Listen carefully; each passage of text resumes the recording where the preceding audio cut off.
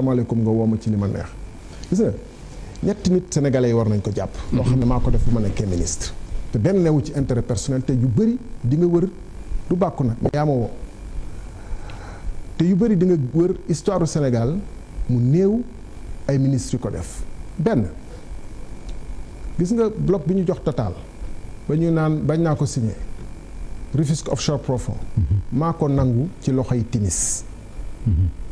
lu tax ma nangu ko ci loxoy Timis c'est que matalawul lu mu diggee woon ak intérêt Sénégal ak gouvernement Sénégal ci wàllu contrat bi ci première période initiale maa ngi ko nangu ci 2016 entre parenthèses ñuy wax ni Timis am na kàttan ak moyen te bu dul woon moom du ñu gis pétrole bu fekkonte ni loolu nekk na du toog di seetaan ba ñu nangu ci loxoom Rufisque offshore profond muy benn nañ teg baaraam ci loolu ne benn ñaar gis nga Timis ba muy jaay BP ak Cosmos 30% yu desoon yu ko desee woon en 2017 ba mu koy jaay. gannaaw bi mu joxee 60 yi mu des 30 mu 30. 30 yi des. dañu dem def contrat moom ak BP. te BP Cosmos moo ko fi indi donc ñoo bokk mbuus. signé ba pare jébbal ma contrat bi parce que man maa ko waroon xaatim man en tant que ministre de l'énergie man rek maa ko waroon xaatim le 24 avril.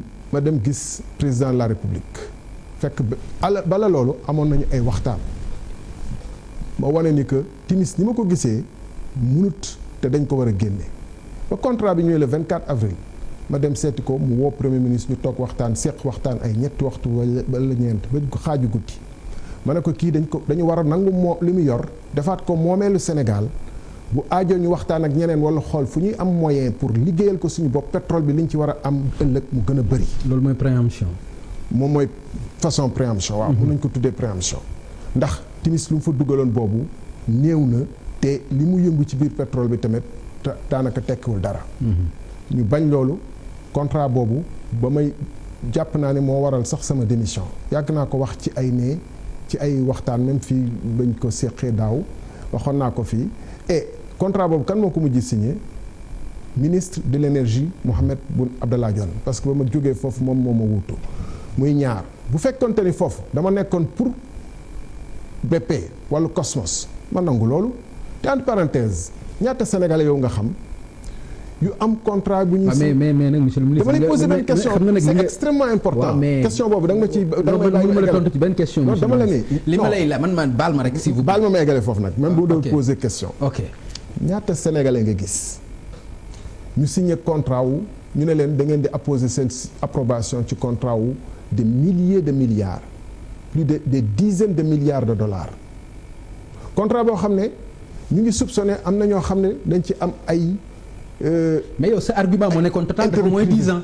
non foofu ci ñu ngi wax non newuñu ci même con kii bi dama la ne ñett dossier la bii mooy bi Timis di jaay 30% am BP Cosmos di dem yoonam foofu mooy ci Saint-Louis offshore profond ak Kayar offshore profond boobu Total nekku ci Total bi mooy ñetteel bi naa ci ñëw woo ma ko mayee pour mu leer dama la ne ñetti mbir yoo xam ne def naa ko en tant que ministre en tant que sénégalais dama gëm ni jëfu patriote la parce que loolu moo ma waroon benn bi mooy li ma la fàttali Rufisque offshore profond ñaar mooy fi Timis di jaayee BP ci Rufisque offshore profond ak Saint-Louis offshore profond 30% ya ka sa fa dese woon man ministre maa waroon approuvé contrat boobu c'est des milliers de milliards xam nga am na BBC lu mu ci wax ci ñaata la ci Timis am man maa waroon approuvé ma ne ma dem gis président de la République premier ministre ne leen du ma approuvé contrat bi parce que Timis dañ ko war a génne def préemption nangu lu mu moom parce que dafa fi dara loolu wax nga ma ko bu fekkonte ni man dama nekkoon pour PP Cosmos ma signé loolu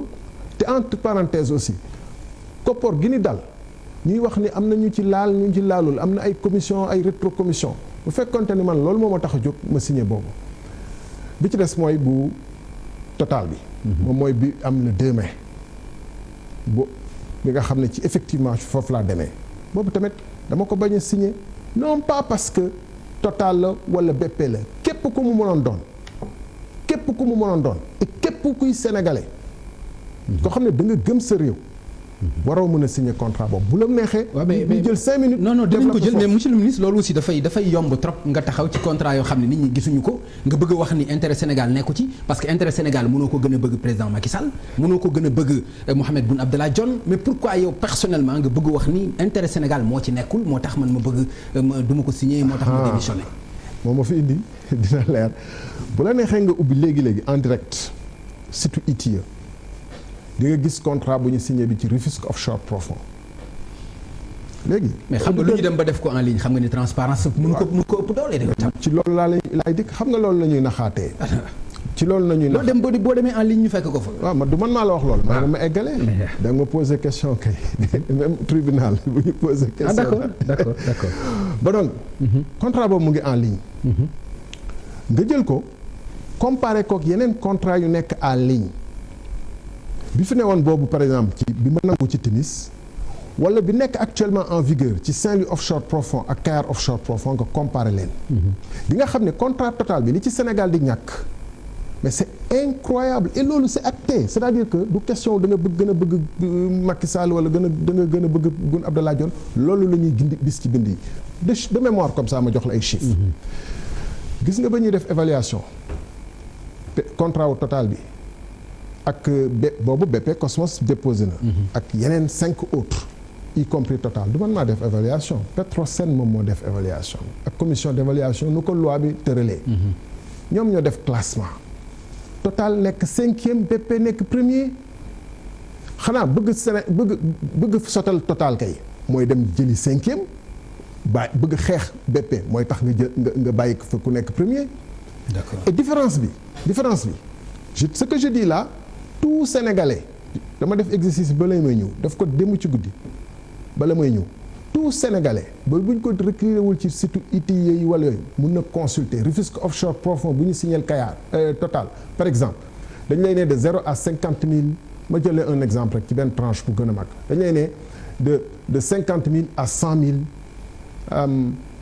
000 barils par jour.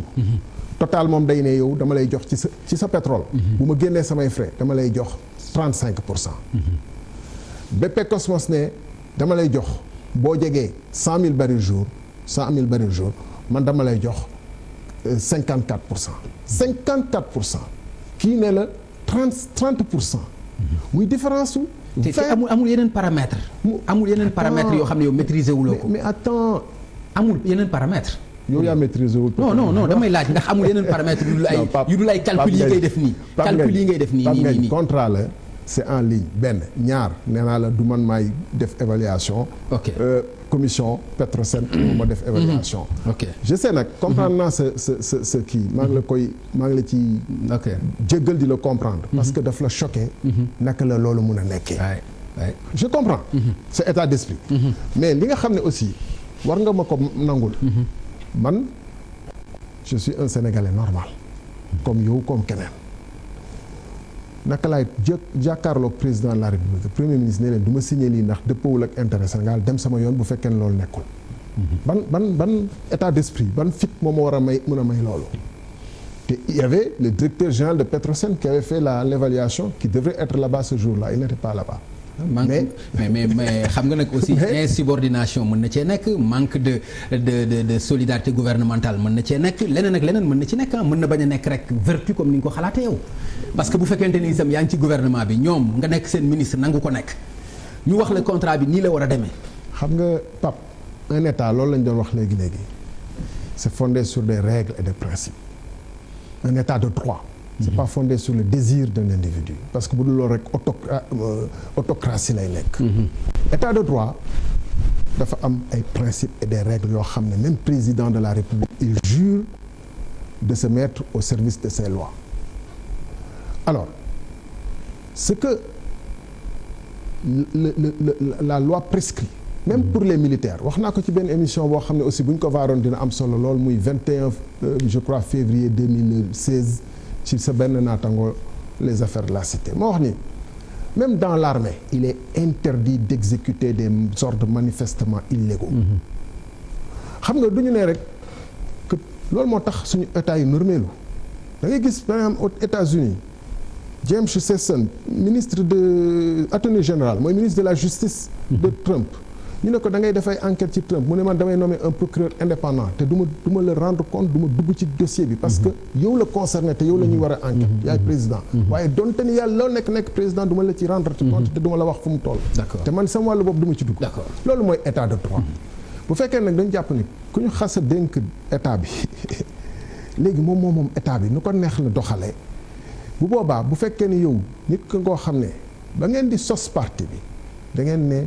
dañuy indi fii ay coppati yoo xam ne dootul lu fi indi woon 23 juin ñëpp ànd ak Wade ne waaw d'accord nañu ci li nga constitution bi nga proposé mu retiré ko ñëpp ne oui xamoon nañu yow faram wàcc xaw ma naka lañ koy waxee ku baax nga xamoon nañu fii lay mujj bu Sénégal laajee nga kii te ñu ko woon wax dès le départ que constitution bi baaxul woon loolu tax un ministre il a la responsabilité personnelle de ce qu'il signe. waaw mais monsieur le ministre président nee na pétrole nag affaire u cinéma